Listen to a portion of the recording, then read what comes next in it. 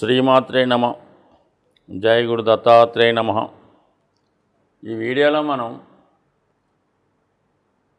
October 9వ తారీఖు నుంచి ఫిబ్రవరి 4వ తారీఖు వరకు వక్రగమనంలోకి మారబోతున్నటువంటి గురుగ్రహ ప్రభావం వివిధ రాశుల మీద ఏ విధంగా ఉండబోతుంది అన్న విషయాన్ని మనం ఈ వీడియోలో పరిశీలించే ప్రయత్నం చేద్దాం. గ్రహాలలో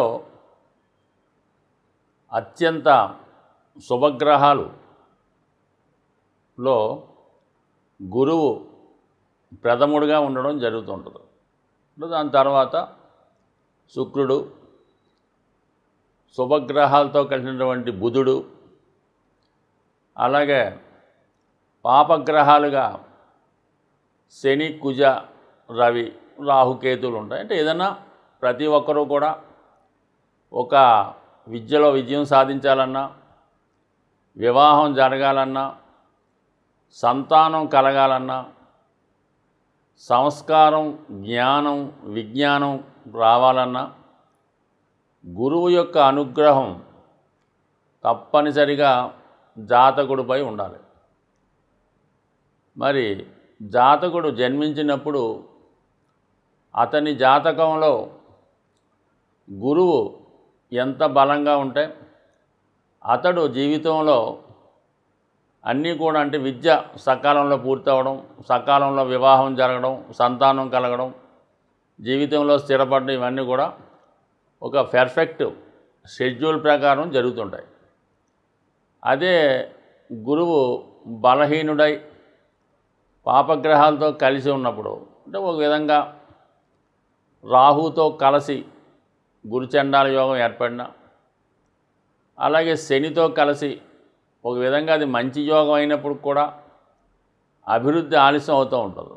సో ఈ విధంగా కంపల్సరీగా ప్రతి ఒక్కరి జన్మజాతకంలో గురువు బలంగా ఉండాలి. గురువే జీవకారకుడు. నాడీ శాస్త్ర ప్రకారం గురువుని ఆధారంగా తీసుకొని ఆ జాతకుడి యొక్క మొత్తం జీవితం విశ్లేషించడం జరుగుతూ ఉంటుంది. అంటే మొత్తం గురువు ఒక రాశి నుంచి ఒక రాశిలోకి మారడానికి సంవత్సర కాలం, మొత్తం 12 రాశులు మారడానికి 12 సంవత్సరాలు పడుతుంది. ఈ విధంగా క్యాలిక్యులేట్ చేస్తూ మరి నాడీ శాస్త్ర ప్రకారం మరి జాతకుడికి ఎప్పుడు పెళ్లి జరుగుతుంది, ఎప్పుడు ఉద్యోగం వస్తుంది, ఎప్పుడు అనారోగ్యం కలుగుతుంది, ఎప్పుడు సంతానం కలుగుతుంది, ఇవన్నీ కూడా సులభంగా తెలుసుకోవచ్చు గురువు యొక్క గమనం ఆధారంగా నాడీ శాస్త్ర ప్రకారం. మరి అటువంటి గురువు సాధారణంగా సంవత్సరంలో ప్రతి సంవత్సరం కూడా జరుగుతుంటుంది. ఇప్పుడు ఈ సంవత్సరం ప్రత్యేకంగా కొత్తగా కాదు.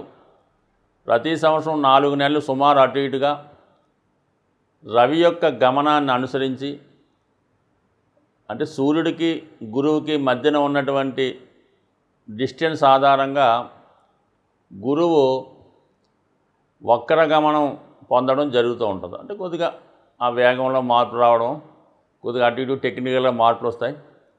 దానికన్నా ముందు టెక్నికల్గా అందరూ అనుకున్నది ఏంటంటే గురువు వక్రించి ఉన్నాడు. శుభగ్రహాలైనటువంటి ఏది గ్రహమైనా వక్రించినప్పుడు తన యొక్క బలాన్ని విపరీతంగా పెంచుకోవడం జరుగుతూ ఉంటుంది. గురుగ్రహం యొక్క వక్రగమనం మిథున రాశి వారికి బాగా కలిసి వచ్చే అంశంగా మనం నిర్ణయించుకోవచ్చు. మరి ప్రస్తుతం గురువు మిథున రాశి వారికి 12వ స్థానంలో సంచరిస్తున్నాడు. అంటే ఒక విధంగా 12, 4, 8 మరి ఈ త్రికోణాన్ని గురువు యాక్టివేట్ చేస్తూ ఉంటాడు. ఈ మోక్ష త్రికోణాన్ని గురువు యాక్టివేట్ చేయడం వల్ల ప్రస్తుతం జాతకులకి ఏదైనా ఒక ప్రశాంతమైన వాతావరణంలో, ఆధ్యాత్మిక కేంద్రంలో నివసిద్దామనే ఆలోచన వస్తూ ఉంటుంది.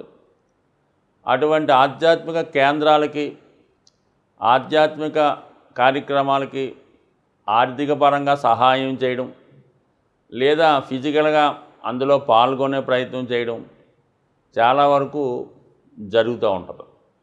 అయితే మిథున రాశి వారికి గురువు 2 ముఖ్యమైన స్థానాలకి కారకత్వం వహిస్తూ ఉంటాడు. సప్తమ, దశమ స్థానాలు, ఈ 2 స్థానాలు ఒకటి లింక్ అయి ఉంటాయి ఈ మిథున రాశి వారికి. అంటే వాళ్ళకి వివాహ జీవితం బాగుంటే ఉద్యోగ జీవితం చాలా బ్రహ్మాండంగా ఉంటుంది. ఉద్యోగం బ్రహ్మాండంగా ఉంటే వివాహం కూడా బాగుంటుంది. ఈ రెండింటిలో ఏది పాడైనా ఆటోమేటిక్గా రెండోది కూడా పాడవుతూ ఉంటుంది. ఇప్పుడు ఉదాహరణ చూసుకుందాం. మిథున రాశి వారికి గురువు 12వ స్థానంలో ఉన్నాడు. అంటే 7వ స్థానాధిపతిగా ఉన్నటువంటి గురువు 12లో ఉన్నాడు. అంటే అక్కడి నుంచి 6వ స్థానంలో ఉండడం వల్ల చాలా వరకు వైవాహిక జీవితంలో మరి ఉద్యోగపరంగానూ ఆరోగ్యపరంగానూ ఏదో విధంగా భార్య ద్వారా లేదంటే భర్త ద్వారా సఫర్ అవుతూ ఉంటారు. అలాగే దశమ స్థానాధిపతిగా ఉన్నటువంటి గురువు 12లో ఉన్నాడు. అంటే అక్కడి నుంచి 3 స్థానాలు జంప్ చేసాడు అన్నమాట. ఉద్యోగంలో అభివృద్ధి ఎంత కష్టపడినా రాకపోవడం, నిరంతరం చేస్తున్న ఉద్యోగం మీద శ్రద్ధ లేకపోవడం జరుగుతూ ఉంటుంది. ఇప్పుడు అటువంటి వాటికి ఖచ్చితమైన పరిష్కారం దొరుకుతుంది మీకు ఈ అక్టోబర్ 9వ తారీఖు నుంచి ఫిబ్రవరి 4 మధ్యలో గురువు వక్రగమనుడై లాభస్థానాన్ని చేరుకుంటాడు. ఎటువంటి గ్రహమైనా 11వ స్థానంలోకి వచ్చినప్పుడు ఆ ఫలితాలు మీకు ఇవ్వడానికి రెడీగా ఉండడం జరుగుతూ ఉంటుంది అన్నమాట. మరి ఇప్పుడు 2 విషయాల్లో కూడా మీరు లాభాన్ని పొందుతారు. ఇందాక అనుకున్నట్టు వివాహం, ఉద్యోగం. అయితే ఆల్రెడీ ఉద్యోగం పెళ్ళైన వాళ్ళు పక్కన పెడితే కొత్తగా ఉద్యోగ ప్రయత్నం చేస్తున్న వాళ్ళు విదేశంలో కానీ స్వదేశంలో కానీ చాలా వరకు దగ్గరగా వచ్చి ఆ ప్రయత్నం ఆగిపోయి ఉంటే ఏదో కారణం వల్ల తిరిగి మళ్ళా మీరు అదే ఉద్యోగాన్ని అక్టోబర్ 9వ తారీఖు తర్వాత సుమారుగా ప్రయత్నిస్తే ఖచ్చితంగా మీకు దాని ఫలితాలు రావడం జరుగుతుంది. అంటే ఇది కేవలం కొత్త ఉద్యోగమే కాదు, ఉద్యోగంలో ప్రమోషన్ ఆగిపోయినా, మీరు ఉద్యోగంలో ట్రాన్స్ఫర్ కోసం ప్రయత్నం చేస్తున్నా, అంటే ఉద్యోగానికి సంబంధించినటువంటి ఎటువంటి ప్రయత్నం అయినా ఖచ్చితంగా మీరు దాంట్లో లాభమైన ఫలితాలు పొందుతారు, అంటే బెనిఫిట్ పొందుతారు. ఇక అలాగే వివాహ విషయంలో మీరు గతంలో చేసిన ప్రయత్నం ఆగిపోయి ఉంటే ఇంకొకసారి ఈ సమయంలో ప్రయత్నం చేయండి. కేవలం అలాగే కాకుండా భార్యాభర్తలు విడివిడిగా ఉద్యోగాలు చేస్తున్నా ఓ చోటుకి రావాలని ప్రయత్నం చేయొచ్చు. ఏదో కారణాల వల్ల చిన్న చిన్న విభేదాలు ఉంటే చాలా కాలంగా మాటలు లేకపోయినా తిరిగి మళ్ళా ప్రయత్నం చేయడం వల్ల మరి భార్య నుంచి భర్త, భర్త నుంచి భార్య లాభాన్ని, ఆనందాన్ని, బెనిఫిట్ని కూడా పొందే అవకాశం ఉంది. సో ఏదైనా మిగతా రాశుల వారికి ఎలాగున్నా మిథున రాశి వారికి ఇంపార్టెంట్గా గురువు యొక్క స్థితి మీద ఆధారపడి ఉంటుంది. ఎందుకంటే ముఖ్యంగా జీవితంలో ఎవరికైనా ఈ రెండే కదా, ఈ పెళ్ళి, ఉద్యోగం. కాబట్టి మరి గురువు ఒక విధంగా వీళ్ళకి బాధకుడు అయ్యాడు. ఎవరికి? మిథున రాశి వారికి బాధకుడు అంటారు అన్నమాట. అంటే ఏ విషయంలో ఎల్లకాలం కూడా బాధకుడు కాదు, ఈ 2 విషయాల్లో కూడా ఏదో ఒక అసంతృప్తి కలిగిస్తూ ఉంటాడు అన్నమాట. పెళ్లి విషయంలోనూ, వివాహ జీవితంలోనూ, ఉద్యోగ విషయంలోనూ. అందుకని నిరంతరం వీళ్ళు ఉద్యోగ విషయంలో దూర ప్రాంతంలో ఉద్యోగం చేస్తున్న వారికి అనుకూలంగా ఉంటుంది. వివాహ విషయంలో వీళ్ళు బాగా చదువుకున్నటువంటి ఉత్తమ సంస్కారాన్ని చెందినటువంటి భార్య రావడం వల్ల చాలా విషయాల్లో భర్తకి అడ్వైజ్ ఇవ్వడంలో కానీ, వారి యొక్క తప్పులు సరిదిద్దడంలో కానీ ఎక్కువగా భార్య సహకరిస్తూ ఉంటుంది. ఈ సమయంలో అది మరీ కొద్దిగా ఎక్కువ అయ్యే అవకాశం ఉంటుంది. అంటే ఆవిడ తెలివితేటలు చాలా ఎక్కువ ఉంటాయన్నమాట. అది మీరు కొన్ని సందర్భాల్లో తట్టుకోలేకపోవచ్చు, ఇది ఒక విధమైన ఫీలింగ్ మీలో రావచ్చు. ఏదైనా మీరు పాజిటివ్గా తీసుకుంటే, అంతా మన మంచిగా అనుకుంటే సర్వం శుభంగా ఉండే అవకాశం ఉంది. గురుగ్రహ అనుగ్రహం సంపూర్ణంగా కలగాలనుకున్న వాళ్ళకి చాలా తేలికపాటి పరిహారాలు మనకి గురువులు చెప్పడం జరిగింది. అందులో ముఖ్యంగా గోసేవ, దాన్ని మించింది గురువు యొక్క అనుగ్రహానికి వేరే లేదని చెప్తారు. మీరు దగ్గరలో ఉన్నటువంటి గోశాలను సందర్శించి, ఎస్పెషల్లీ గురువారం రోజు అక్కడ ఉన్నటువంటి గోవులకి నానబెట్టినటువంటి శనగలు బెల్లంతో కలిపి పెట్టడం అన్నది నెంబర్ 1. దాని తర్వాత అరటిపళ్ళు ఇంపార్టెంట్గా అంటే ఏదో రంగు చెప్తూ ఉంటారు కానీ పసుపు రంగు అరటిపళ్ళు అయితే చాలా బెటరు. 3 అరటిపళ్ళు అక్కడ ఉన్నటువంటి గోవులకి ఆహారంగా పెట్టి 3 ప్రదక్షిణలు గోవుకి చేసి గోవు వెనక భాగంలో నమస్కారం చేసుకుంటే కంప్లీట్గా సర్వదేవతల యొక్క అనుగ్రహం మీకు లభిస్తుంది.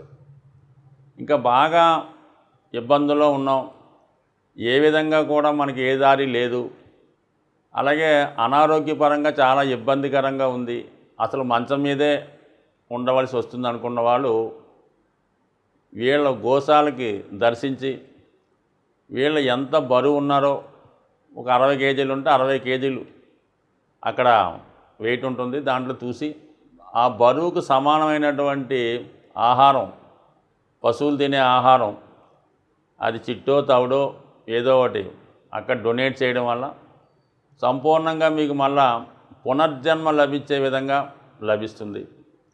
ఇక కామన్గా విద్యార్థులు అందరూ చేసుకునేది మరి దత్తాత్రేయుడు, సాయిబాబా, రాఘవేంద్ర స్వామి, లేదంటే మీకు విద్య నేర్పిన గురువు, లేదంటే మీరు టెక్నికల్గా ఉంటే మీకు ఆ వృత్తి నేర్పిన గురువు, వీరెవరు కాదంటే మీ తండ్రి గారు.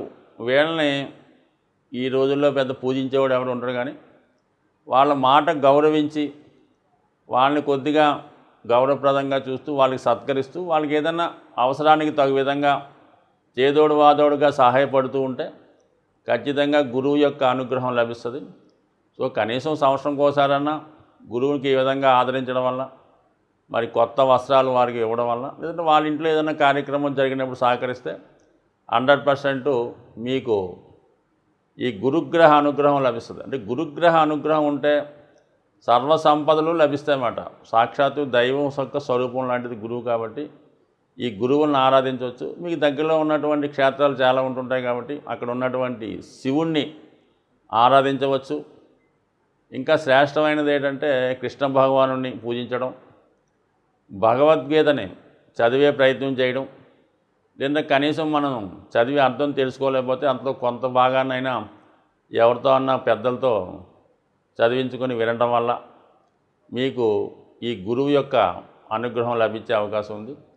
ఈ విధంగా ఉంటూ ఇంకా బెటర్గా కావాలంటే పసుపు రంగు వస్త్రాలు ధరించడం, స్త్రీలైతే మరి ఈ పసుపుని ఎక్కువగా వాడటం, ఇవన్నీ చేసుకోవడం వల్ల వీలైతే ఒక పసుపు కొమ్ము పసుపు రంగు దారంతో ఈ చేయికి కట్టుకోవచ్చు, కుడి చేయికి కట్టుకోవడం వల్ల కూడా ఈ గురుగ్రహ అనుగ్రహం లభిస్తుంది. అంటే కనక పుష్యరాగం ధరించలేని వారు ఒక మంచి పసుపు కొమ్ముని జేబులో పెట్టుకోవడం వల్ల కూడా ఫలితం కలుగుతుంది. వీలున్నవారు ఒక 3 క్యారెట్లు కనక పుష్యరాగాన్ని సువర్ణంతో చేయించి కుడి చేయి చూపుడు వేలికి ధరించడం వల్ల కూడా ఫలితం దక్కే అవకాశం ఉంది. అలాగే పంచముఖి రుద్రాక్ష, 5 ముఖాల రుద్రాక్ష ధరించడం వల్ల కూడా మీకు గురుగ్రహ అనుగ్రహం సంపూర్ణంగా లభించే అవకాశం ఉంది. స్వస్తి.